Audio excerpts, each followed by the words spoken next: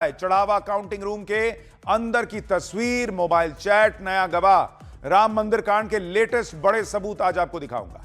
PM Modi से क्या बात हुई, चंपत राय के जेल जाने का ऐलान करके किसने हड़कंप मचा दिया, मोदी योगी को घेरते अखिलेश की नई मुसीबत, चाचा का बाबरी पर वो बयान सुनकर हर सनातनी आज हिल जाएगा। आज उसका अध्याय भी खोलूंगा।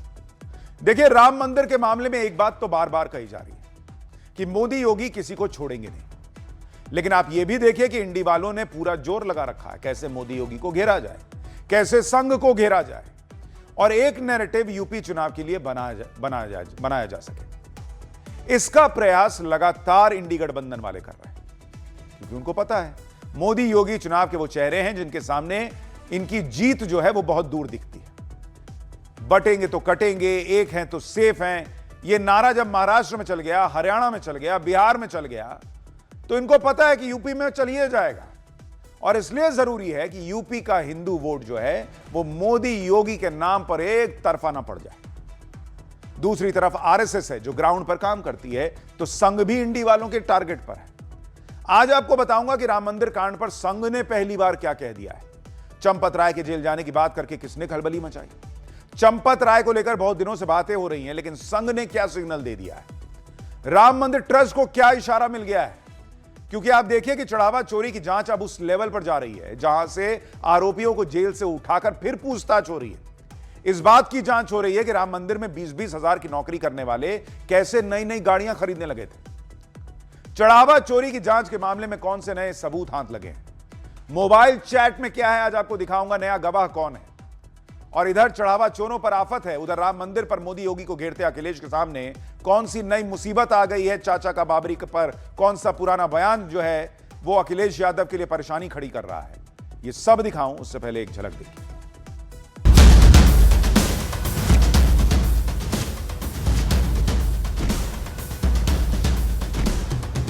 इसी कारण से थोड़ा बच गए, जेल नहीं जा पा रहे हैं, अब हो सकता आगे जाएं। अभी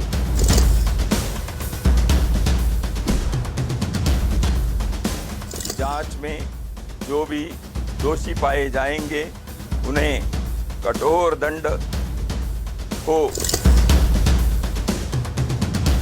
इतनी चोरी इतने दिन से चल रही थी, मोदी जी को पता नहीं था। मोदी जी आज मुंह और जुबान सिलकर बैठे हैं। खामोशी का मतलब हाँ होता है, चुप्पी का मतलब संलिप्तता होता है।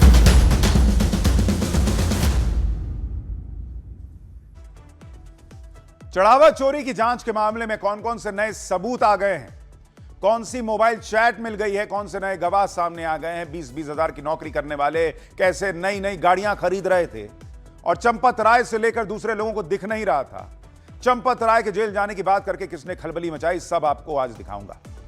लेकिन पहले आप इंडी वालों की पॉलिटिक्स को देख लीजिए। ये लोग अब खुद को नरेंद्र मोदी से भी बड़ा हिंदू साबित करने लगे हैं। बॉस, नरेंद्र मोदी से भी बड़ा हिंदू। राम मंदिर के बहाने ये लोग अब अपनी हिंदू विरोधी इमेज को पूरा धोने में लगे हैं, रगड़ रगड़ के, कि इसी में धो लेना है बॉस, ताकि नरेंद्र मोदी के हिंदू वोटों में सेंध लगाई जा सके। इसलिए आप देखिए कि पूरा इंडी गठबंधन मिलकर इस मामले में पूरी तरह से एकदम माचिस मारने में लगा हुआ है, कैसे भड़काएं हिंदू। अखिलेश आए दिन बोल रहे हैं, केजरीवाल रोज नए खुलासे कर रहे हैं, कांग्रेस के नेता भी राम भक्त बने घूम रहे हैं, उद्धव की शिवसेना वाले भी खूब बोल रहे हैं। और आप देखिए, जो दिग्विजय सिंह कभी हिंदू आतंकवाद की थ्योरी देते थे उस जमाने में, आरोप लगता है उन पर, आज वो दिग्विजय सिंह ऐसा दिखा रहे हैं कि सनातन की रक्षा वही करेंगे, हिंदुओं की रक्षा वही करेंगे। हिंदू की रक्षा करने के लिए लाइन लग गया, कोहनी मार रहे हैं एक दूसरे को कि हटो हिंदू मेरा है।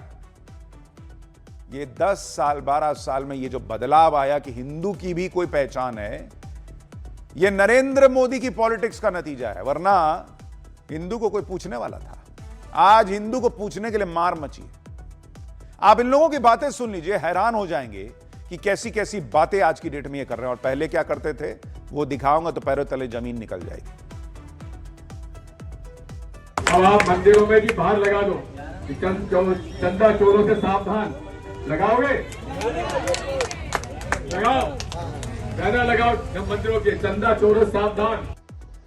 जिस तरह से अयोध्या जो है एक तीर्थ क्षेत्र रहा, राम की अयोध्या रही, उसका अब अंडरवर्ल्ड बन गया है। जो मुंबई में अंडरवर्ल्ड है ना, गुंडों का, और अंडरवर्ल्ड चलाने वाले बीजेपी के लोग। सबसे पहले डाका डाला है राम मंदिर पे।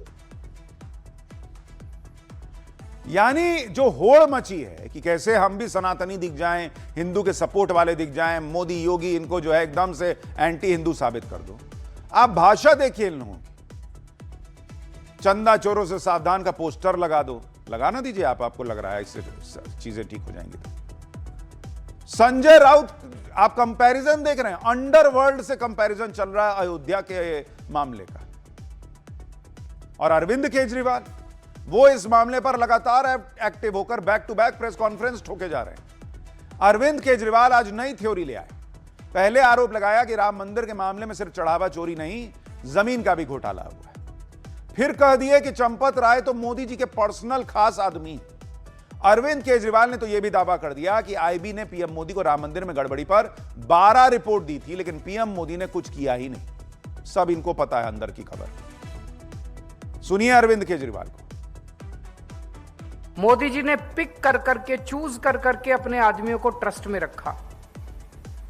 चंपत राय मोदी जी का अपना पर्सनल खास आदमी है। मोदी जी ने चंपत राय को इस मंदिर का सर्वे सर्वा बनाया, सारी पावर उसके पास थी, सारा मैनेजमेंट चंपत राय के पास था। एक पत्ता नहीं हिल सकता था पूरे मंदिर में चंपत राय के बिना, और चंपत राय को स्पेशली मोदी जी ने चूज करके वहां पे बिठाया। तो जो लोग कह रहे हैं कि मोदी जी को पता नहीं था, मैं उनसे पूछना चाहता हूं कि इतनी चोरी इतने दिन से चल रही थी, मोदी जी को पता नहीं था? सूत्रों से पता चला है कि आईबी ने 12 रिपोर्ट दी थी मोदी जी को चंदा चोरी के बारे में, राम मंदिर में हो रहे घोटाले के बारे में, लेकिन मोदी जी ने कुछ नहीं है। आपने क्या एक्शन लिया मोदी जी ने? आप केवल और केवल अपने लोगों को बचा रहे थे। हम ये नहीं कह रहे कि पैसा मोदी जी तक पहुंचा, इसका हमारे पास कोई सबूत नहीं है, इस पे हम कोई टिप्पणी नहीं कर रहे। देखिए अरविंद केजरीवाल एक बात बहुत अच्छे से जानते हैं, नरेंद्र मोदी तक पैसा पहुंचा। जिस दिन ये बात कह देंगे, उनके बात को तुरंत लोग नकार देंगे, नरेंद्र मोदी पैसा ले ही नहीं सकते, इसका मतलब हवा हवाई बात है। वो स्मार्ट पॉलिटिशियन है, वो स्मार्टली खेल रहे हैं। वो सीधे कह दे रहे हैं नहीं, मोदी जी तक पैसा नहीं पहुंचा, क्योंकि पब्लिक को इस पर भरोसा ही नहीं होगा। वो सीधे कह रहे हैं मोदी जी को पता था, वो अपने लोगों को बचा रहे थे। इनको बताया किसने? सूत्रों ने, कि 12 रिपोर्ट मोदी जी के पास गई थी। उन्हीं सूत्रों से एक आध रिपोर्ट निकाल भी लीजिए, दीजिए, हम भी चलाएं। आप सोचिए कि राम मंदिर पर पीएम मोदी को घेरने के लिए कैसी कैसी बातें ये लोग कर रहे हैं, और उन बातों में विरोधाभास भी पैदा कर रहे हैं। एक तरफ इंडी वाले जो है वो कह रहे हैं कि मोदी योगी का तो खुफिया तंत्र फेल हो गया, उन्हें चढ़ावा चोरी का पता ही नहीं चला। और अब केजरीवाल कह रहे हैं कि आईबी ने तो पीएम मोदी को 12 रिपोर्ट दे रखी थी। तो भाई इसका मतलब एक तो तय कर लीजिए कि पता चला कि पता नहीं चला। कुछ दिन पहले आम आदमी पार्टी के संजय सिंह ने यह आरोप लगाया था कि चढ़ावा चोरी के मामले में पैसे से बीजेपी ने सांसद विधायक खरीदे। कहे थे संजय सिंह, आपको याद होगा, कि यह पैसा से लोग सांसद विधायक खरीदे। अब केजरीवाल कह रहे हैं कि चढ़ावा चोरी का पैसा पीएम मोदी के पास पहुंचवे नहीं किया है, क्योंकि उनके पास कोई सबूत नहीं है। तो संजय सिंह से सबूत लेके दीजिए। वो तो कह रहे पैसा कहां यूज हुआ उनको पता है, आप कह रहे हैं पैसा कहां गया हमको पता नहीं है। अरविंद केजरीवाल दावा कर रहे हैं कि चंपत राय तो पीएम मोदी के पर्सनल खास आदमी है, पीएम मोदी ने ही उन्हें सर्वे सर्वा बनाया, पीएम मोदी उन्हें बचा रहे हैं। तो फिर चंपत राय का इस्तीफा क्यों देना पड़ा चंपत राय को? भाई अगर चंपत राय पीएम मोदी के इतने ही खास आदमी हैं, तो ये बातें क्यों हो रही हैं कि चंपत राय भी जेल जा सकते हैं? सुनिए बीजेपी के नेता और पूर्व सांसद विनय कटियार खुद क्या बता रहे हैं। उनका दावा है कि उनकी पीएम मोदी से बात हुई है, और उसके बाद वो क्या कह रहे हैं। पैसा का गबन हुआ है, जबरदस्त गबन हुआ है, और हम तो जिसका गबन हो जाए तो वो तो आदमी ठीक माना जाए। लेकिन जब हम यहाँ आ गए तो उसमें देखा चंपत राय भी है, गोपाल राव भी हैं, ये सब जितने हैं ये, हाँ अनिल मिश्रा हैं, तो ये तो किसी कारण से थोड़ा बच गए, जेल नहीं जा पा रहे हैं। अब हो सकता आगे जाएं। अभी देखिए, राम मंदिर पर इंडी वाले किस तरह की पॉलिटिक्स कर रहे हैं उसे आप इस बात से समझिए कि अब दिग्विजय सिंह ये माहौल बना रहे हैं कि उन्होंने तो राम मंदिर के लिए बीजेपी से भी ज्यादा चंदा दिया है। दिग्विजय सिंह ने यह भी कह दिया कि राम मंदिर के लिए शिवराज से ज्यादा चंदा दिया था।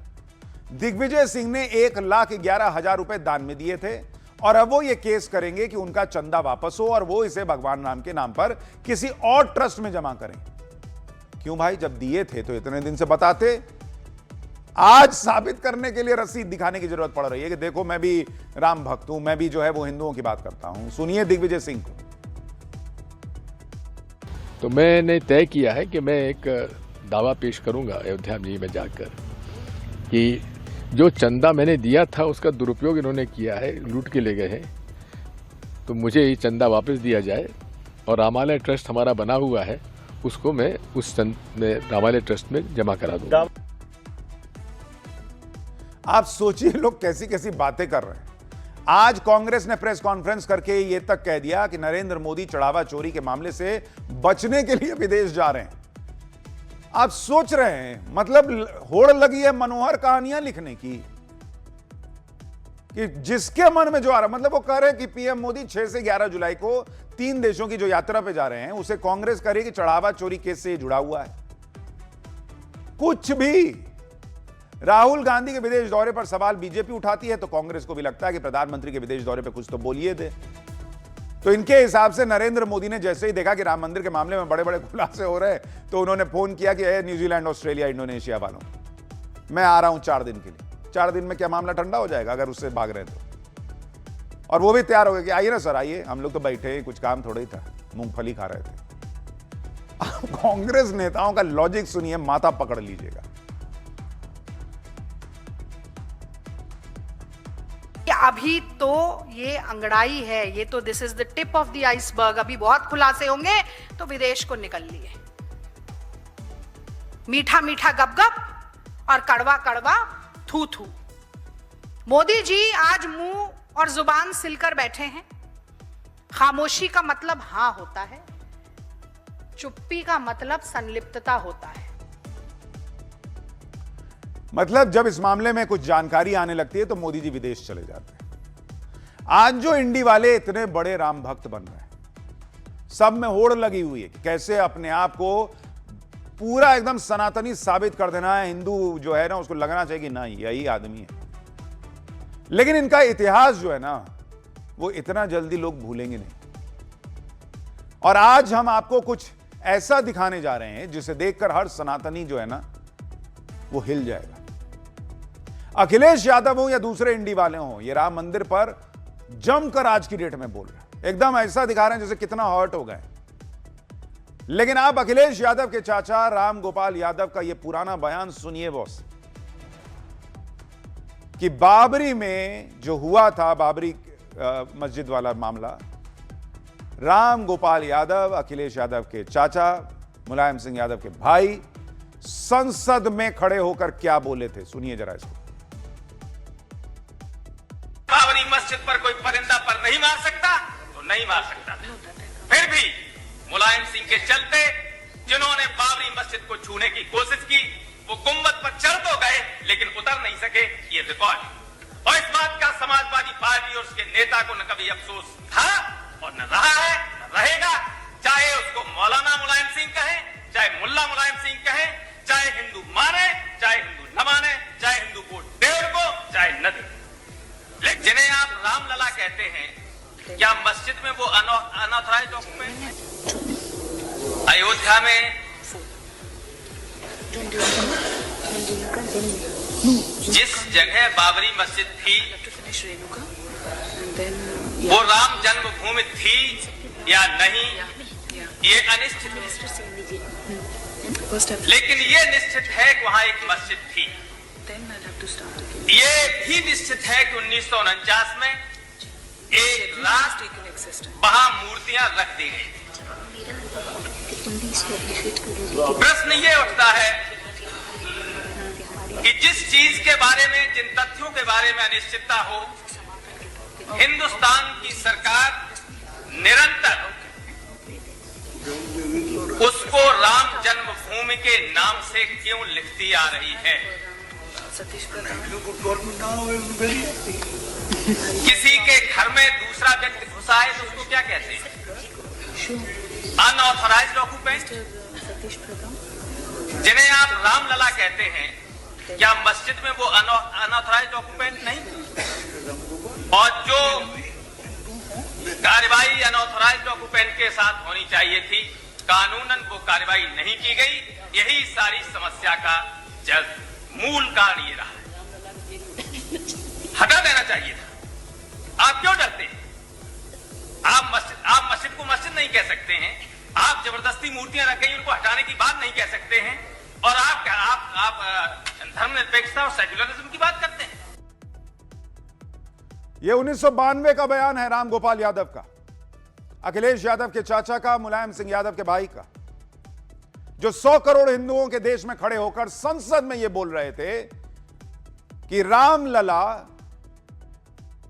राम मंदिर के अंदर जिस तरह से वो हैं, बाबरी मस्जिद में उनकी जगह पर जो राम जन्मभूमि है वहां पर उनकी मूर्ति रख दी गई, तो रामलला इनके लिए अनऑथराइज्ड ऑक्यूपेंट थे, अवैध तरीके से रहने वाले रामलला थे इनके लिए।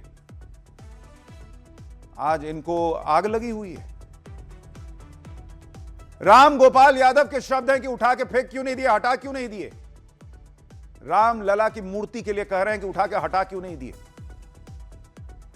डंके की चोट पर कह रहे हैं कि हिंदू वोट दे ना दे, मुल्ला मुलायम बुलाए, कुछ भी बुलाए, फर्क नहीं पड़ता। तब ये अयोध्या को रामलला की जमीन मानने को तैयार नहीं थे,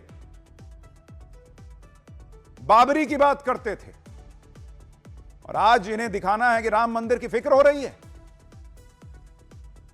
जिन लोगों ने यह पूरा आंदोलन लड़ा है, जिनके राज में आखिरकार जाकर यह मंदिर बना है, वो ये साबित करना चाहते हैं, ये वो साबित करना चाहते हैं कि वो गलत है। और रामलला की मूर्ति उठा के क्यों नहीं हटा देते कहने वाले सही हो गए। यही वजह है कि सीएम योगी ने राम मंदिर चढ़ावा चोरी पर पॉलिटिक्स करने वालों को बाबरी की सोच वाला बताया था। आप देखिए कि ये सोच ये आज भी गई नहीं है अंदर से। हिंदू वोटों में सेंध लग जाए और मुस्लिम वोट भी इधर से उधर ना खिसक जाए, इसके लिए बार बार यह कहा जा रहा है कि भगवान राम तो इमामे हिंद हैं। सोशल मीडिया पे लोग पूछ रहे हैं कि इमामे हिंद ये कौन सा नया टाइटल प्रभु श्री राम को दिया जा रहा है भाई। और कांग्रेस के नेता बार बार ये कह रहे हैं, सुनिए जरा। क्योंकि सनातन परंपरा की तो मैंने बात की, और मैं साथ में यह भी कहना चाहती हूं कि है राम के वजूद पे हिंदुस्तान को नाज, अहले नजर समझते हैं इनको इमाम हिंद। तो ये भारत की सामूहिक धार्मिक चेतना की बात है। ये वीएचपी और आरएसएस की बपौती है क्या राम मंदिर? यह 145 करोड़ हिंदुओं की आस्था का प्रतीक है। भगवान राम को मर्यादा पुरुषोत्तम कहा गया, इमामे हिंद कहा गया है। लोग पूछ रहे हैं इमामे हिंद किसने कह दिया भाई प्रभु श्री राम को? कहां लिखा हुआ है? किस वेद में लिखा हुआ है? कहां लिखा है? किस ग्रंथ में लिखा हुआ है? लेकिन चूंकि बैलेंस करना है ना दोनों तरफ का मामला, ऐसा ना लगे कि सिर्फ हिंदुओं की बात हो रही है। ये लोग राम मंदिर के मामले में संघ को भी निशाने पर ले रहे हैं। संघ ने आज इस मामले में पहला बयान दिया। आरएसएस की तरफ से दत्तात्रेय होसबोले ने कहा कि इस घटना से राम भक्तों को आघात पहुंचा है। आरएसएस भी आहत है। जो भी दोषी पाए जाएं उनके खिलाफ कठोर सजा मिले, यह सुनिश्चित किया जाए। आरएसएस की तरफ से कहा गया कि ट्रस्ट इस घटना को असाधारण माने, गंभीरता से व्यवस्था और संचालन की सभी कमियों को दूर करने के लिए कदम उठाए। वर्तमान भ्रम और असमंजस की स्थिति समाप्त होनी चाहिए। सभी जरूरी पहल मंदिर प्रबंधन और एसआईटी करें। आरएसएस ने भरोसा जताया कि ट्रस्ट पारदर्शी व्यवस्था को लागू करेगा, आस्था और विश्वास को मजबूत बनाए रखेगा। आरएसएस ने इस मामले में हो रही राजनीति को लेकर भी सवाल उठाया। हिंदू समाज से आह्वान किया कि मुश्किल समय में धैर्य और संयम बनाए रखें। इस घटना का फायदा उठाने वाली हिंदू विरोधी और राष्ट्र विरोधी शक्तियों की साजिश को नाकाम करें। संघ का यह बयान बता रहा है कि ट्रस्ट को अपने काम करने के तरीके को बदलना होगा। जो एसआईटी की जांच है उसे संघ सपोर्ट कर रहा है, जो राजनीति हो रही है उसे संघ खारिज कर रहा है। सबसे जरूरी बात कि इस बयान में चंपत राय, अनिल मिश्रा या किसी दूसरे का नाम नहीं लिया गया। यानी संघ ना तो चंपत राय को क्लीन चिट दे रहा है, न चंपत राय का समर्थन कर रहा है। संघ इस बात पर जोर दे रहा है कि जो हुआ वो असाधारण घटना थी, यह दोबारा नहीं होनी चाहिए। इधर संघ का पहला बयान आया, उधर कांग्रेस ने संघ को निशाने पर ले लिया। इस मामले में कांग्रेस लगातार संघ और पीएम मोदी को टारगेट कर रही है। संघ के बयान पर कांग्रेस के नेता पवन खेड़ा ने कहा कि राष्ट्रीय स्वयंसेवक संघ भेड़ की खाल ओढ़े हुए भेड़िया है। पवन खेड़ा ने कहा कि संघ का बयान सच्चाई पर पर्दा डालकर संघ की छवि को बचाने का कुत्सित प्रयास है। खेड़ा ने कहा कि संघ का असली चेहरा है मुंह में राम, बगल में चूरी। राम का नाम उसके लिए महज दिखावा है, उसका असली काम इसी तरह की लूट खसोट का है। लेकिन किसी को बचाना ही होता, चोरी पर पर्दा डालना ही होता, तो फिर इस तरह से जांच क्यों हो रही होती? चंपत राय से पूछताछ क्यों नहीं होती? एसआईटी लगातार जांच में लगी है, जिससे यह पता चल पाए कि चंदा चोरी का यह नेक्सस काम कैसे करता था। टीम उसकी तह तक पहुंचने के लिए आज राम जन्मभूमि परिसर भी गई। कहा जा रहा है कि आज और कल दोनों दिन ट्रस्ट और राम मंदिर प्रबंधन से जुड़े बाकी लोगों से पूछताछ हो रही है। इसके साथ ही बैंक कर्मचारियों को भी तलब किया जा रहा है, उनसे भी लगातार पूछताछ हो रही है। उधर टेक्निकल टीम भी जांच पड़ताल में जुटी हुई है। आरोपियों के मोबाइल को खंगाला जा रहा है। मोबाइल चैट में भी कई बड़े खुलासे हुए। आरोपियों के मोबाइल से पुलिस को अहम सुराग मिले हैं। दावा है कि मोबाइल चैट में चोरी की रकम के बंटवारे तक का जिक्र मिला है। यानी आरोपी मोबाइल में चढ़ावा चोरी की रकम को बांटने की बात कर रहे हैं। यानी बेशरम तो ये लोग थे ही, निडर हो गए थे, चैट में बात कर रहे हैं कि कैसे बांटा-बांटी करना है। यह आरोपियों के खिलाफ एक अहम सबूत बन सकता है। चंदा चोरी के आरोपियों को आप देखिए कि महज 20-20 हजार की सैलरी पर नौकरी करने वाले करोड़ों रुपए के घर बनवा रहे थे, लाखों रुपए की महंगी गाड़ी में घूम रहे थे। और इसीलिए सवाल उठ रहा है कि ट्रस्ट के जो बड़े लोग थे उनको बिल्कुल भनक नहीं लगी। किसी ने आके नहीं बोला कि कहा सर ये टिन्नू तो बड़ा एकदम पैसा नोट छाप रहा है, इल्लव कुशवा देखिए घर बना रहा है या फलाना संपत्ति ले रहा है या इतना पैसा जो है वो झाड़ रहा है, रौला दिखा रहा है। कोई नहीं था आपका खबरी बोलने वाला कि 20 हजार की नौकरी वाला कैसे ऐसे घर बना रहा है। चंदा चोरी के आरोपी जीजा साला का तो रौला ही अलग था। हमने आपको पहले भी दिखाया था कि किस तरह आरोपी लवकुश मिश्रा 25 लाख की जमीन पर 3 मंजिला आलीशान मकान बनवा रहा था, करोड़ों रुपए खर्च कर उस आलीशान बिल्डिंग को तैयार करवा रहा था, जिसमें बड़ा किचन, बड़े बड़े बेडरूम बनवाए जा रहे थे, घर में लिफ्ट लगाने की तैयारी थी। अब एक और एक्सक्लूसिव तस्वीर न्यूज 18 इंडिया के हाथ लगी है, जिसमें आरोपी अनुकल्प मिश्रा नई कार के साथ दिख रहा है। देखिए, बताया जा रहा है कि पिछले ही साल अनुकल्प मिश्रा ने यह नई कार खरीदी थी। 17 मई 2025 को यह कार खरीदी गई, यानी राम मंदिर से जुड़ने के बाद ही अनुकल्प ने यह गाड़ी ली। और इसकी सैलरी कितनी थी? 20,000 रुपया। 20,000 की सैलरी वाला लाखों की गाड़ी ले रहा है। किसी ने नहीं पूछा कि कहा भैया क्या हुआ ऐसा कि एकदम से सैलरी ले आते ही गाड़ी आ गई। हमें आरोपी अनुकल्प मिश्रा के आई कार्ड और मंदिर के लिए बनाए गए पास की एक्सक्लूसिव कॉपी भी मिली। यह ट्रस्ट की तरफ से जारी किया गया आई कार्ड है। आरोपी अनुकल्प मिश्रा के लिए यह आई कार्ड खुद चंपत राय ने जारी किया था। इशू अथॉरिटी पर चंपत राय का नाम है। इसका वेरिफिकेशन बलिंदर भूषण मिश्रा ने किया था। कार्ड पर सबका नाम लिखा है, साफ तौर पर आप देखिए नाम लिखा है अनुकल्प मिश्रा और चंपत राय का सिग्नेचर भी है। और आप कह रहे हैं कि भाई कोई जिम्मेदारी नहीं होगी चंपत राय की। बताया जा रहा है कि अनुकल्प मिश्रा का पास मंदिर में व्यवस्था कार्यकर्ता के तौर पर बना था। यह भी बात सामने आ रही है कि अनुकल्प व्यवस्था कार्यकर्ता के तौर पर बने पास से ही चंदे की रकम की काउंटिंग करता था। ऐसे में सवाल है कि जब पास बना था व्यवस्था कार्यकर्ता का, तो फिर अनुकल्प मिश्रा काउंटिंग सेंटर के अंदर कैसे जा रहा था? क्यों जाता था? किसकी परमिशन से जाता था? एक तरफ राम मंदिर में चढ़ावा चोरी की जांच चल रही है, आरोपियों पर शिकंजा कस रहा है। सीएम योगी भरोसा दे चुके हैं कि किसी को छोड़ा नहीं जाएगा। दूसरी तरफ यूपी से उत्तराखंड और छत्तीसगढ़ में ताबड़तोड़ एक्शन चल रहे हैं। पाठशाला में दूसरा अध्याय उसी का। यूपी, उत्तराखंड, छत्तीसगढ़, हर जगह मदरसा बोर्ड पर ताबड़तोड़ एक्शन क्यों हो रहा है? सीएम योगी का मदरसों को मिल रही विदेशी फंडिंग पर कौन सा बड़ा एक्शन? यूपी एटीएस क्या करने जा रही है? अब इसका अध्याय। मदरसों की विदेशी फंडिंग को लेकर हमारे यहां अक्सर सवाल उठते रहे, लेकिन जब भी इसकी बात होती है तो एक हंगामा तो मचता ही है, फुल पॉलिटिक्स भी होने लगती है, क्योंकि कई लोगों को वोट बैंक दिखता है। लेकिन अब यह सब नहीं चल पा रहा, क्योंकि यूपी से लेकर उत्तराखंड और छत्तीसगढ़ तक हर जगह ताबड़तोड़ एक्शन हो रहे हैं। यूपी में मदरसों की जांच को लेकर बहुत बवाल हुआ था, लेकिन आज यह बात क्लियर हो गई कि यूपी के मदरसों की फंडिंग को लेकर चल रही एटीएस की जांच जारी रहेगी। इलाहाबाद हाईकोर्ट ने जांच पर रोक लगाने से इनकार कर दिया। जांच पर रोक लगाने वाली याचिका को कोर्ट ने खारिज कर दिया। इलाहाबाद हाईकोर्ट ने कहा कि जांच शुरू करना कोई दंडात्मक कार्रवाई नहीं है। संबंधित संस्थाओं को जांच समिति के समक्ष अपना पक्ष रखने का पूरा अवसर मिलेगा। अदालत ने माना कि जांच कानून के दायरे में हो रही है और इसे रोका नहीं जा सकता। अदालत ने यह भी माना कि राज्य सरकार अलग अलग सोर्सेज से मिले इनपुट के आधार पर जांच करा रही है, इसलिए इस स्तर पर जांच को रोकने का कोई आधार ही नहीं बनता। ऑल इंडिया टीचर्स एसोसिएशन मदारिस अरबिया की तरफ से इलाहाबाद हाईकोर्ट में मदरसों की फंडिंग को लेकर शुरू की गई जांच को रोकने के लिए अपील दाखिल की गई। कोर्ट ने दोनों पक्षों को सुना और उसके बाद टीचर्स एसोसिएशन की अपील खारिज कर दी कि ना, जांच तो होगी, अभी नहीं रोकेंगे। इधर सीएम योगी एक्शन पर एक्शन ले रहे हैं, उधर उत्तराखंड से लेकर छत्तीसगढ़ में भी नए एक्शन चल रहा है। आप देखिए, उत्तराखंड में मदरसा बोर्ड को खत्म ही कर दिया गया, उसकी जगह पर अब राज्य अल्पसंख्यक शिक्षा प्राधिकरण जो है वो बन रहा है। सभी बच्चों को समान और आधुनिक शिक्षा उपलब्ध कराने के उद्देश्य से यह फैसला लिया गया है। उत्तराखंड मदरसा बोर्ड समाप्त करने वाला देश का पहला राज्य बन गया है। उत्तराखंड के सीएम पुष्कर सिंह धामी ने कहा कि वन नेशन वन एजुकेशन की शुरुआत हो रही है। सरकार का कहना है कि मदरसा बोर्ड के तहत बहुत कम बच्चे पढ़ रहे थे। संसाधनों के बेहतर इस्तेमाल के लिए इस बोर्ड को खत्म किया गया। खबर यह भी है कि छत्तीसगढ़ सरकार भी मदरसा बोर्ड को खत्म करने जा रही है। इसके लिए छत्तीसगढ़ सरकार ने उत्तराखंड सरकार से संपर्क भी किया है कि समझ में आए कि उन्होंने कैसे कैसे क्या क्या किया। अब पाठशाला में अगला अध्याय। 3000 किलोमीटर का जनाजा, बड़े देशों के नेता, जन सैलाब। ईरान ने खामनेई की विदाई से ट्रंप को क्या मैसेज दिया? मुस्तफा खामनेई आए जनाजे में तो इजराइल हमला कर देगा क्या? इसको लेकर क्या खबर आ रही है?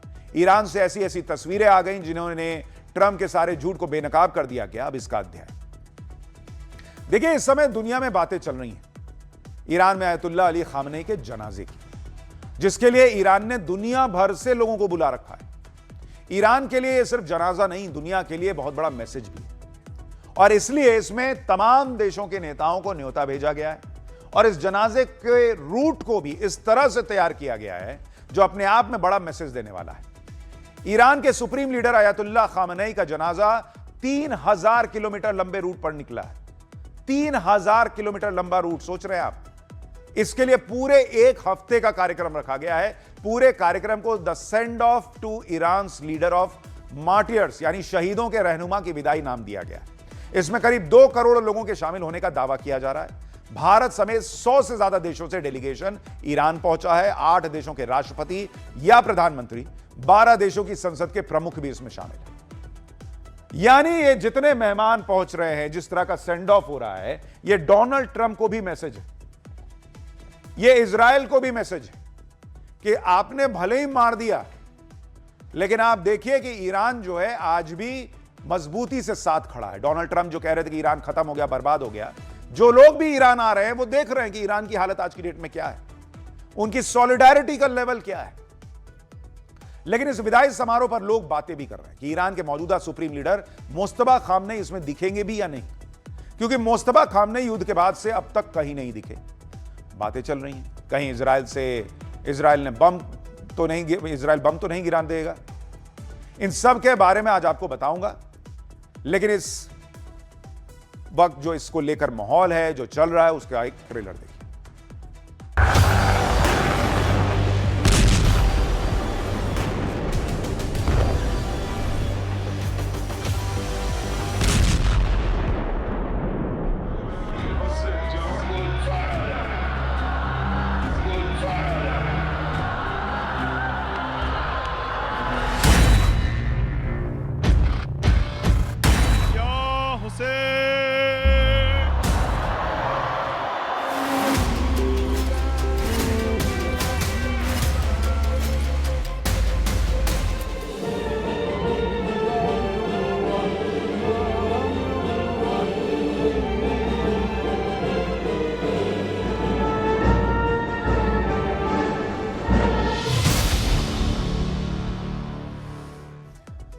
ईरान में सुप्रीम लीडर रहे आयतुल्लाह अली खामनेई का जनाजा अभी निकला भी नहीं। लेकिन वहां से आ रही तस्वीरों ने ट्रंप के एक एक झूठ को बेनकाब कर दिया। आप देखिए कि ट्रंप ने ईरान की टॉप लीडरशिप को खत्म कर देने का दावा किया था, ईरान को पूरी तरह से तबाह कर देने का दावा किया था, लेकिन ईरान की पूरी टॉप लीडरशिप अपने सुप्रीम लीडर को श्रद्धांजलि देने पहुंची। क्या राष्ट्रपति, क्या संसद के स्पीकर और दूसरे बड़े मंत्री सब अपने सुप्रीम लीडर के ताबूत को देखकर अपने आंसू नहीं रोक पाए। इस दौरान पेजेश्कियन भावुक होकर रो पड़े। उनके साथ मौजूद ईरानी संसद के स्पीकर मोहम्मद गालिबाफ तो फूट फूट कर रोने लग गए। देखिए जरा।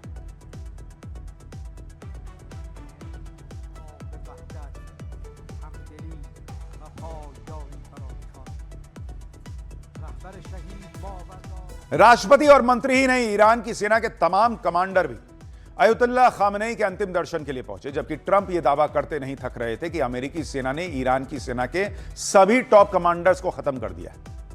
लोग पूछ रहे हैं कि भाई सबको खत्म ही कर दिए थे तो ये जनाजे में आ कौन रहा है। आप ये भी देखें कि ईरान की जिस जनता को ट्रंप इस्लामिक शासन के खिलाफ उकसाने में जुटे रहे, ईरान की वही जनता अपने सुप्रीम लीडर को श्रद्धांजलि देने के लिए उमड़ पड़ी। तेहरान की गलियां लोगों से भरी नजर आ रही, हर कोई अपने सुप्रीम लीडर के अंतिम दर्शन के लिए बेताब दिख रहा है। तो जो डोनाल्ड ट्रंप कह रहे थे कि मैं तो ईरान को बचाने के लिए निकला हूं, ईरान में तो लोग सड़क पर अयतुल्लाह अली खामनेई के लिए खड़े हैं। अयतुल्लाह खामनेई के साथ उनकी 14 महीने की पोती, पत्नी, बेटी और दामाद को भी श्रद्धांजलि दी जा रही। खामनेई की पोती के छोटे से ताबूत के पास उसकी तस्वीर भी रखी गई है। भारत का डेलीगेशन भी अयतुल्लाह खामनेई को श्रद्धांजलि देने तेहरान पहुंचा। इसकी अगुवाई केंद्रीय मंत्री पवित्रा मार्गरीटा और बिहार के राज्यपाल सैयद अता हसनैन ने किया। जम्मू कश्मीर की पूर्व सीएम महबूबा मुफ्ती और कांग्रेस के नेता सलमान खुर्शीद भी भारतीय डेलीगेशन के साथ तेहरान पहुंचे। यही नहीं, पूरी अलग अलग देशों के नेताओं के साथ दुनिया भर से अलग अलग धर्म के धर्मगुरु भी अयतुल्लाह खामनेई को अंतिम विदाई देने के लिए पहुंचे हैं। ये आप तस्वीरें देखिए। एक तरफ दुनिया भर के देशों के बड़े बड़े नेता खामनेई को अंतिम विदाई देने पहुंच रहे हैं। ऐसे में सवाल उठ रहा है कि भाई बेटा आएगा कि नहीं। उनकी जगह ईरान के नए सुप्रीम लीडर बने मुस्तफा खामनेई कहां हैं, क्योंकि वो अपने पिता अयतुल्लाह खामनेई की मौत के बाद से कभी सार्वजनिक तौर पर नजर नहीं आए। ऐसे में अगर वो सही सलामत हैं तो जनाजे में शामिल क्यों नहीं हो रहे, ये सवाल उठ रहा है। इस पर ईरान ने भारत में ईरान के सुप्रीम लीडर के प्रतिनिधि अयतुल्लाह हकीम इलाही ने सफाई दी। उन्होंने बताया कि इजरायल के खतरे को देखते हुए नए सुप्रीम लीडर मुस्तफा खामनेई अपने पिता के जनाजे में शामिल नहीं होंगे। अगर वो सार्वजनिक तौर पर होने वाले इस बड़े कार्यक्रम में शामिल होते हैं तो उनकी सुरक्षा खतरे में पड़ सकती है।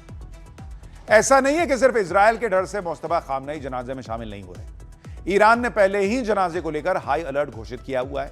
जनाजे के लिए सुरक्षा के कड़े इंतजाम किए गए हैं। इसकी एक वजह पुरानी घटनाओं से सबक लेना माना जा रहा है। दरअसल साल 1989 में ईरान के पहले supreme leader Ayatollah Ruhollah Khomeini के अंतिम संस्कार में भारी भीड़ जुटने से हालात बेकाबू हो गए थे। ये तब की तस्वीर है। 9 जून 1989 को निकले पहले सुप्रीम लीडर के जनाजे में 1 करोड़ से ज्यादा लोग आ गए थे। भीड़ में शामिल सभी लोगों में अपने सुप्रीम लीडर के ताबूत को छूने की होड़ लग गई, जिसकी वजह से मची अफरा तफरी में सुप्रीम लीडर का ताबूत ही नीचे गिर गया। इसके बाद भीड़ को संभालने के लिए फायरिंग करनी पड़ी। 8 लोगों की जान चली गई, जबकि भगदड़ की वजह से 11,000 से ज्यादा लोग घायल हो गए थे। तो पहले इस तरह की घटना हो चुकी है, इसलिए ईरान थोड़ा सतर्क है। और इस बार तो अयतुल्लाह खामनेई के जनाजे में 2 करोड़ लोगों के जुटने का दावा किया जा रहा है। ऐसे में माना जा रहा है कि पूर्व सुप्रीम लीडर के जनाजे में नए सुप्रीम लीडर के शामिल होने के हालात और भी बेकाबू हो सकते हैं कि अगर मुस्तफा खामनेई आए तो और ज्यादा भीड़ जो है वो कहीं उत्साहित ना हो जाए, वहां हालात ना बिगड़ जाए। क्योंकि वैसे भी जब से मुस्तफा खामनेई ने नए सुप्रीम लीडर की कमान संभाली है, ईरान की जनता को उन्हें किसी पब्लिक इवेंट में देखने का मौका नहीं मिला है। अपने सुप्रीम लीडर के जनाजे को लेकर ईरान इसलिए भी हाई अलर्ट पर है क्योंकि अयतुल्लाह खामनेई के जनाजे के तैयारियों के बीच इजराइल की बड़ी साजिश का भी खुलासा हुआ। अमेरिकी अखबार द न्यूयॉर्क टाइम्स ने अमेरिका के मौजूदा और पूर्व अधिकारियों के हवाले से खुलासा किया है और रिपोर्ट में दावा किया गया है कि इजराइल ने अमेरिका और ईरान के बीच चल रही शांति वार्ता में शामिल ईरान के नेताओं की हत्या का पूरा प्लान बना लिया था। इजराइल के टारगेट पर ईरान की संसद के स्पीकर गालिबाफ और विदेश मंत्री अब्बास अराक्ची थे। रिपोर्ट के मुताबिक अमेरिका को डर था कि अगर ऐसा हुआ तो ईरान के साथ बातचीत पटरी से उतर जाएगी, इसलिए अमेरिका की तरफ से इजराइल की साजिश को लेकर ईरान को अलर्ट कर दिया गया। हालांकि रिपोर्ट में यह भी दावा किया गया कि अमेरिका ने ईरान को डायरेक्ट मैसेज देने की जगह खाड़ी देशों के जरिए यह अलर्ट भिजवाया। यानी आज की डेट में भी ऐसा लग रहा है कि इजराइल ट्रंप को सुनने के मूड में नहीं है। तो भाई इजराइल जब फोड़ने पे आता है तो वो तो कुछ भी करता है, तो वहां पर कहीं कुछ ना हो जाए, इसलिए मुस्तफा खामनेई को बचा कर रखा जा रहा है। यही नहीं, द न्यूयॉर्क टाइम्स ने अपनी रिपोर्ट में यह भी दावा किया है कि इजराइल पहले भी ईरान के नेगोशिएटर्स को निपटाने की कोशिश कर चुका था। इसी साल अप्रैल में जब गालिबाफ और अरागची अमेरिकी उपराष्ट्रपति जेडी वेंस के साथ बैठक के लिए इस्लामाबाद जाने वाले थे, तब भी तेहरान लौटते वक्त ईरान की सुरक्षा एजेंसियों ने उनके प्लेन पर इजराइल के हमले का अलर्ट दिया। रिपोर्ट में तो यह भी कहा गया है कि इसके लिए इजराइल के 2 फाइटर जेट्स ईरान के एयर स्पेस में पहुंच चुके थे, जिसके बाद ईरान के इन दोनों नेताओं को लेकर आ रहे प्लेन को तेहरान की बजाय मशहद एयरपोर्ट पर उतारा गया, जो अफगानिस्तान बॉर्डर के पास है। और इसके बाद ईरान का प्रतिनिधिमंडल सड़क के रास्ते 8 घंटे का सफर तय कर तेहरान पहुंचा। तो इतना खौफ है इजराइल का ईरान के अंदर। अब यह भी देखें कि ईरान के बड़े बड़े कमांडर जैसे अहमद वहीदी, जो 8 फरवरी के बाद से नजर नहीं आए थे, वो भी अपने सुप्रीम लीडर को श्रद्धांजलि देने पहली बार सामने आ गए। आईआरजीसी के चीफ ब्रिगेडियर जनरल अहमद वहीदी की तस्वीर ईरान के सरकारी मीडिया ने जारी की। जनरल वहीदी अली खामनेई के अंतिम संस्कार को लेकर हुई एक मीटिंग में शामिल हुए और वो उनके जनाजे के पास बैठे हुए दिखाई भी दिए। अमेरिका और इजराइल के हमले में मौत के करीब 4 महीने बाद ईरान के सुप्रीम लीडर अयतुल्लाह खामनेई का जनाजा निकल रहा है। ऐसे में सवाल यह भी उठ रहा है कि आखिर इतने लंबे समय तक उनके शव को सुरक्षित रखा कैसे गया होगा। 4 महीना न बीत गया। जानकारों के मुताबिक वैसे तो शव को लंबे समय तक सुरक्षित रखने के लिए केमिकल एम्बामिंग का इस्तेमाल किया जाता है। इसमें शव में ऐसे केमिकल्स को इंजेक्ट कर दिया जाता है जिससे शव जल्दी खराब नहीं होता। हालांकि इस्लामिक परंपरा में शव को सुरक्षित रखने के लिए केमिकल एम्बामिंग को सही नहीं माना जाता। ऐसे में जानकारों का मानना है कि अयतुल्लाह खामनेई के शव को रेफ्रिजरेटेड कोल्ड स्टोरेज में रखा गया होगा। वैसे में 4 महीने रहने के बाद क्या स्थिति होगी भगवान ही जाने। लेकिन इस वक्त जो तस्वीरें हैं ईरान से आ रही, वो आज की डेट में भी ईरान की ताकत दिखा रही हैं और हम अमेरिका को कमजोर। खैर, पाठशाला में अगला अध्याय, एथेनॉल वाले पेट्रोल पर महासंग्राम। केजरीवाल कांग्रेस ने मोर्चा खोला, सरकार क्या करने वाली है। माइलेज कम, इंजन में प्रॉब्लम, एथेनॉल वाले पेट्रोल पर भड़की पब्लिक का इमोशन दिखाने वाला अध्याय आज आपके लिए लेकर आया हूं। एथेनॉल वाले पेट्रोल से प्रॉब्लम सच्चा या लॉबी का खेल, पब्लिक का कंफ्यूजन कौन बढ़ा रहा, अब इसका अध्याय देखिए। E20 पेट्रोल यानी एथेनॉल ब्लेंडेड पेट्रोल का सरकार ने अपना स्टैंड लगातार क्लियर किया है कि E20 पेट्रोल को सरकार बार बार यह तर्क देकर कह रही है कि E20 वाले पेट्रोल से गाड़ियों को कोई दिक्कत नहीं हो रही। यह सरकार का स्टैंड है।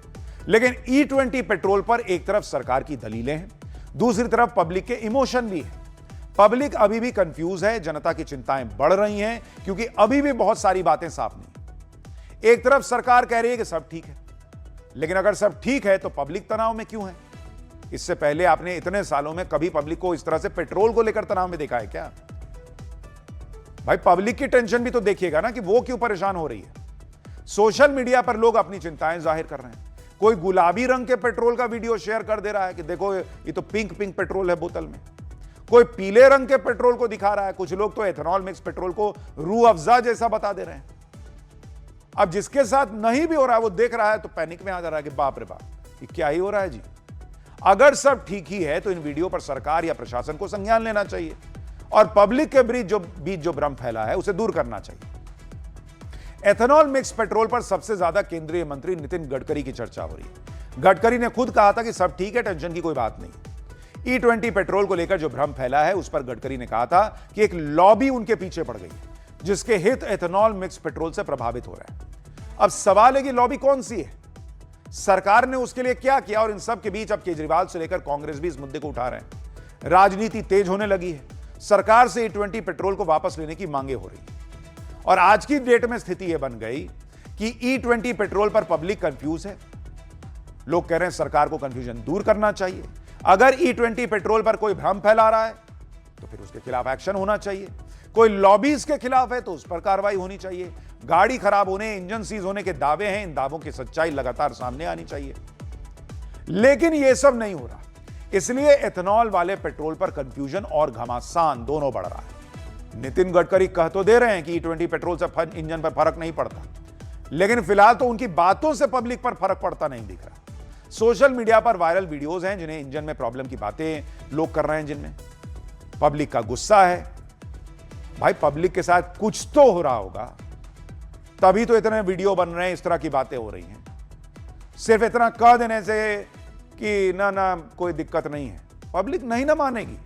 और कैसे माने, जो उसको दिख रहा होगा उस पर वो बोल रही है। E20 पेट्रोल पर मचे घमासान के बारे में आज आपको विस्तार से बताऊंगा। पब्लिक का इमोशन क्या है आज इस अध्याय के जरिए सरकार तक पहुंचाऊंगा, लेकिन पहले एक झलक देखिए।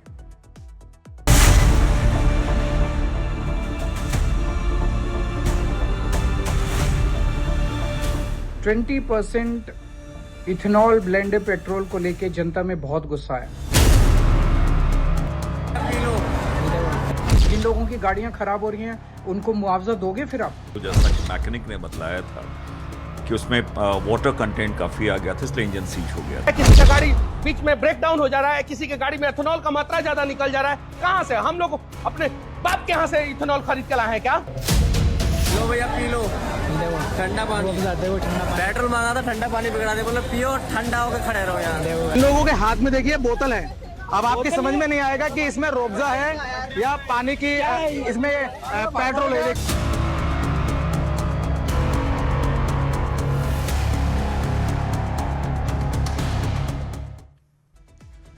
देखिए, आज इथेनॉल वाले पेट्रोल की बात कायदे से विस्तार से करेंगे और इसमें पब्लिक का जो कंसर्न बढ़ता जा रहा है उसकी भी बात करेंगे। लेकिन आज पहले आपको एक और बड़ी खबर दिखाना चाहता हूं कि पाठशाला में जो हम मुद्दे उठाते हैं उनका कैसे असर होता है। और यह असर आप देखिए, हमने कल ही ई रिक्शा के बारे में आपको बताया था कि चलती हुई ई रिक्शा को अचानक रोक देने वाला एक चाइनीज ऐप है, बैट BMS ऐप, जिससे बेचारे गरीब ई रिक्शा वाले बड़े परेशान हैं, उनका पैसा भी जा रहा है, एक्सीडेंट का भी खतरा है। हमने पाठशाला में खबर दिखाई और इसका बड़ा असर हुआ है। सरकार के निर्देश पर उन 2 मोबाइल ऐप्स को हटाने का आदेश दे दिया गया है, जिनके जरिए ई रिक्शा वालों को दूर से उनका ई रिक्शा बंद करके परेशान किया जा रहा था। बैट BMS और ईपॉक लियोन नाम के इन ऐप्स को अब गूगल प्ले स्टोर और एप्पल ऐप स्टोर से हटाया जाएगा, यह सरकार ने आदेश दे दिया। दरअसल सोशल मीडिया पर ऐसे कई वीडियो वायरल हुए थे जिनमें देखा गया था कि कुछ लोग ब्लूटूथ के जरिए ई रिक्शा की बैटरी को हैक करके चलती ई रिक्शा को अचानक बीच सड़क पर बंद कर दे रहे थे। गरीब ई रिक्शा वाले बहुत परेशान हो रहे थे। हमने ये मुद्दा उठाया, तुरंत सरकार ने भी एक्शन लिया, ये बहुत अच्छी बात हुई। और हमने आपको बताया था कि ऐप कैसे काम करता है, क्या होता है, सारी चीजें बताई। अब सरकार ने यह बड़ा फैसला लिया है जिससे गरीब ई रिक्शा वाले बहुत खुश हैं। सुनिए वो क्या कह रहे हैं। न्यूज़ 18 इंडिया की तरफ से पाठशाला की धन्यवाद। इस ऐप को बंद करने के लिए, खास करके आजकल के छोटे छोटे बच्चे ये चाइनीज़ ऐप के द्वारा गाड़ी बंद कर देते थे, इस वजह से हम लोगों को बहुत परेशानी होती थी। न्यूज़ 18 का बहुत बहुत शुक्रिया, धन्यवाद, जिसका आपने मुद्दा उठाया, जो हमें भी परेशानी थी वो दूर हो गए। आपके बहुत बहुत शुक्रिया। 18 के पाठशाला का बहुत बहुत धन्यवाद, जो बैटरी रिक्शा का बैटरी बंद होने का वो मुद्दा उठाया है, इसके लिए हम लोग बहुत परेशान थे। न्यूज़ 18 पाठशाला का धन्यवाद। हमारी ये दिक्कत है, लोग बाग चलते हमारी गाड़ियाँ बंद कर दें अपने फ़ोन से। धन्यवाद की कोई बात नहीं बॉस, हमारा काम ही है, हम कर रहे हैं। अच्छी बात है कि उस सरकार ने भी संज्ञान लिया और तुरंत चाइनीज ऐप को बैन करने की बात कही। लेकिन सरकार को एक और चीज का संज्ञान लेना होगा और वो है इथेनॉल ब्लेंडेड पेट्रोल पर पब्लिक का इमोशन। इस पर सरकार लगातार अपनी बात कह रही है, लेकिन पॉइंट यह है कि पब्लिक का कंसर्न इससे कम नहीं हो रहा, बल्कि बढ़ता चला जा रहा है।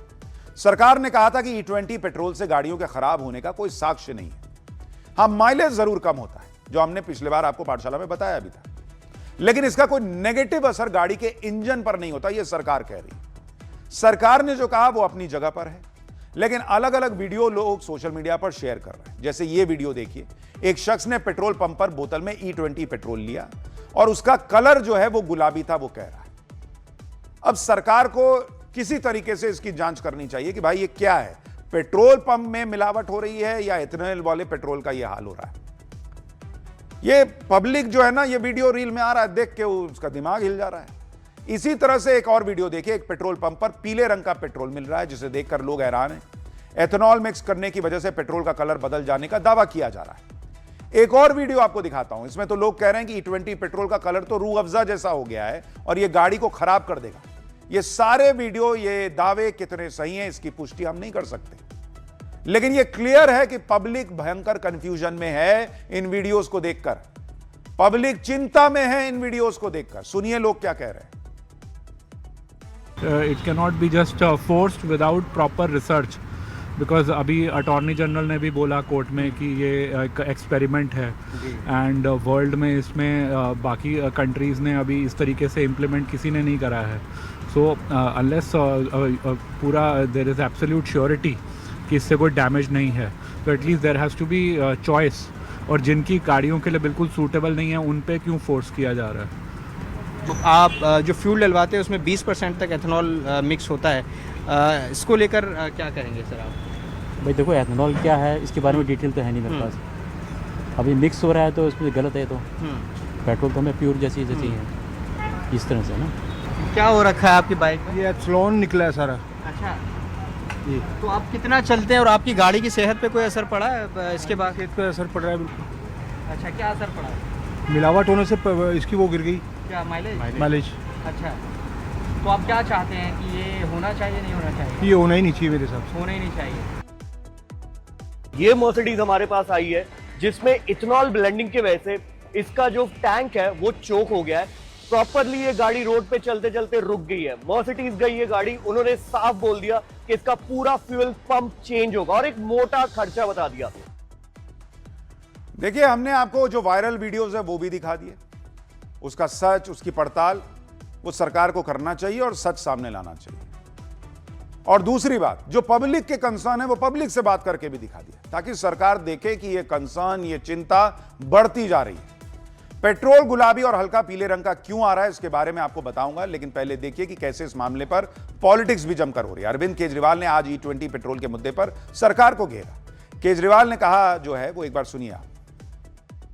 पूरे देश की 140 करोड़ जनसंख्या पे सारी गाड़ियों के ऊपर आपने इथेनॉल ब्लेंडेड पेट्रोल कंपलसरी कर दिया और कह रहे हो हम एक्सपेरिमेंट कर रहे हैं।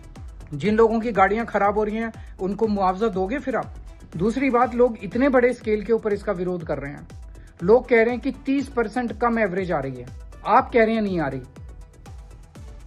अच्छा, अरविंद केजरीवाल तो खुल के विरोध कर रहे हैं, लेकिन बहुत सारी बड़ी बड़ी पार्टियों के बड़े बड़े नेता इस मुद्दे को उस तरह से नहीं उठा रहे, क्योंकि इस पूरे मामले में जब इथेनॉल की बात आती है तो गन्ना किसानों की भी बात आ जाती है और कोई एंटी किसान दिखना नहीं चाहता। यहां सवाल एंटी किसान और प्रो गाड़ी वाला होने की है ही नहीं। जिसकी जो समस्या है उसको सुनने की है और उसका हल निकालने की है। इसी तरह से जनसुराज पार्टी के नेता मनीष कश्यप ने भी E20 पेट्रोल पर सरकार को घेरा। गाड़ी से निकल रहे मनीष कश्यप ने गाड़ी से निकले पेट्रोल को भी दिखाया और कहा कि इस पेट्रोल में एथेनॉल की मात्रा ज्यादा है। सुनिए एक बार उनको। पूरा देश की गाड़ी को खत्म कर दिया नितिन गडकरी ने। 40 लाख रुपया में गाड़ी मैं खरीदा हूं, 40 लाख रुपया में, अभी नया गाड़ी है। बर्बाद कर दिया नितिन गडकरी, पूरे देश को बर्बाद कर दिया नितिन गडकरी अकेले अपने बेटा को प्रॉफिट पहुंचाने के लिए। कहां से हम लोग कहां से भरवाएंगे? हाइड्रोजन फ्यूल पे तो तुम चल सकते हो भाई, हम लोग कहां से चलेंगे बताओ ना। नया गाड़ी है, टोयोटा का इतना रिलायबल गाड़ी होता है, क्या करें हम लोग? कहां से पेट्रोल खरीदने जाएं? यानी तरह तरह के आरोप जो हैं वो लगा दिए जा रहे हैं। इतना ही नहीं, अब तो कांग्रेस नेता खुद अपनी गाड़ी खराब होने का दावा कर रहे हैं। कांग्रेस सांसद सुखदेव भगत ने कहा कि उनकी गाड़ी का इंजन E20 पेट्रोल की वजह से सीज हुआ था। देखिए, मैं ये तो नहीं कह रहा कि वही एक कारण रहा, लेकिन जो जैसा कि मैकेनिक ने बतलाया था कि उसमें वाटर कंटेंट काफ़ी आ गया था, इसलिए इंजन सीज हो गया था। ये काफ़ी हालांकि ये पहले की बात है, जस्ट अभी की बात नहीं है। लेकिन इतना मैं ज़रूर कहना चाहूँगा, जब तक सरकार इस प्रेशर ना डालें और जो हमारे लोग जो विशेषकर पूरे भारत में मध्यम वर्गीय लोग का सपना होता है कि गाड़ी खरीदें, और जिस प्रकार उसका माइलेज पे इफेक्ट हो रहा है, जिस प्रकार इंजन पे इफेक्ट हो रहा है। देखिए, ये विपक्ष का पक्ष है। वहीं बीजेपी ने कांग्रेस पर पलटवार किया है। बीजेपी का कहना है कि एथेनॉल पॉलिसी कांग्रेस के समय में बनी थी। बीजेपी ने आरोप लगाया कि पेट्रोल में एथेनॉल मिक्स करने का काम यूपीए सरकार के दौर में शुरू हुआ था और अब कांग्रेस इसी पर हमला कर रही है। बीजेपी कह रही है कि पेट्रोल में एथेनॉल मिक्स करने का फैसला 2007 में लिया गया था और 2008 तक इसे लागू करने की डेडलाइन तय की गई थी। 2009 में नेशनल पॉलिसी ऑन बायोफ्यूल शुरू हुआ। इस पॉलिसी का मकसद 2017 तक पेट्रोल में 20% ब्लेंड करना था एथेनॉल को। यूपीए सरकार की यह पॉलिसी 2013 में सरकारी गैजेट में नोटिफाई तक हो गई थी। यानी बीजेपी यह कह रही कि यूपीए के समय में एथेनॉल मिक्स पेट्रोल को बहुत बड़ी योजना बताया जा रहा था। कहा गया था कि इससे एनर्जी सिक्योरिटी मजबूत होगी, किसानों को फायदा होगा। लेकिन अब वही कांग्रेस एथेनॉल मिक्स पेट्रोल पर राजनीति कर रही है, जबकि सरकार कह रही है कि एथेनॉल से कोई नुकसान नहीं हो रहा। एथेनॉल के खिलाफ प्रचार वो लोग कर रहे हैं जिनके हित प्रभावित हो रहे हैं। एक लॉबी एथेनॉल के खिलाफ माहौल बना रही है। सुनिए नितिन गडकरी। कितना भी हुआ तो ये लॉबिंग होता है, और लॉबिंग में जब किसी के वेस्ट इंटरेस्ट को मारते तो किसी के, अभी मेरे खिलाफ भी क्यों लोग भिड़े इतने। अब मेरा तो इथेनॉल प्रोडक्शन ही नहीं, बहुत कम है, क्योंकि हमारा बॉटलिंग प्लांट है, 0.6% है उसमें, ना कोई फायदा है ना कोई जरूरत ही नहीं। पर वो इसलिए लगे सोशल मीडिया में कि पैसा दे के उन्होंने छपाया, वो पूरा मैनेज था कैंपेन। लोग ये भी कह रहे हैं कि अगर नितिन गडकरी जी को पता है कि एक लॉबी काम कर रही है तो उस लॉबी के खिलाफ एक्शन होना चाहिए।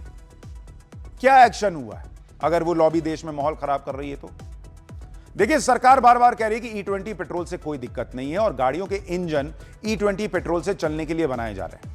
लेकिन देश में करोड़ों ऐसी गाड़ियां भी हैं जो E20 पेट्रोल के लिए कंपैटिबल नहीं है, और यही लोग परेशान हो रहे हैं, रो रहे हैं।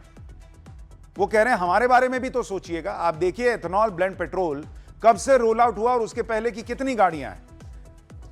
आपको इसके बारे में भी बताता हूं। 2003 में E5 आया था बॉस, जिसमें 5% E5 पेट्रोल ये लॉन्च हुआ था भारत के अंदर, जिसमें 5% आपका एथेनॉल मिला हुआ था। इसके बाद 2008 इसमें E10 आया पेट्रोल, इसमें 10% एथेनॉल था। फिर फरवरी 2023 इसमें E20 लॉन्च हुआ, लेकिन 11 राज्य में लॉन्च हुआ 2023 में। और 1 अप्रैल 2026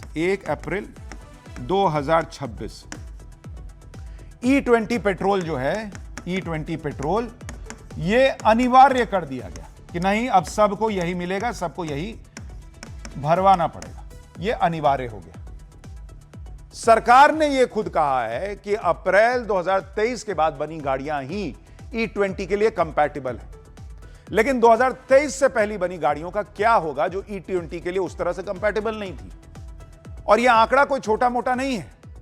संसद में दी गई जानकारी के मुताबिक अगर आपको बताऊं कि जो 2023 के पहले की गाड़ियां हैं जो उस तरह से अगर E20 कंपैटिबल नहीं है, तो 2022 में अगर आप देखेंगे 2022 देश में जो गाड़ियों की संख्या है, गाड़ियों की संख्या वो आज की डेट में संसद में दिए जवाब के हिसाब से आपको बता रहा हूं। 2 पहिया कितने हैं? 2 पहिया वाहन वो कितने हैं? वो है 21 करोड़ प्लस, 21 करोड़ प्लस आपको बता रहा हूं। और जो 4 पहिया हैं ये हैं कितने? ये हैं 7 करोड़ से ज्यादा, 7 करोड़ प्लस। बिना E20 कंपैटिबल हुए करोड़ों गाड़ियां अगर आज E20 पेट्रोल से चल रही हैं तो संभव है कि कुछ गाड़ियों में हो सकता है दिक्कत आ रही होगी। इन गाड़ियों और इनके मालिकों की टेंशन के बारे में सरकार को सोचना चाहिए। देखिए, इस तरह का हमने बहुत रिसर्च की कि कोई आधिकारिक तौर पर ऐसा रिसर्च मिले कि भाई ऐसा हो ही रहा है, उस तरह की कोई रिसर्च नहीं है जो साबित करे कि यह हो रहा है।